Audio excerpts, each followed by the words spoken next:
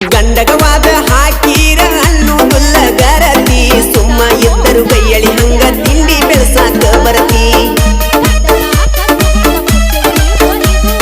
ಗಂಡಗವಾದ ಹಾಕೀರ ಅನ್ನೋದುಲ್ಲ ಗರತಿ ಸುಮ್ಮ ಇದ್ದರು ಕೈಯಳಿ ಹಂಗ ತಿಂಡಿ ಬೆಳಸಾಕ ಬರತಿ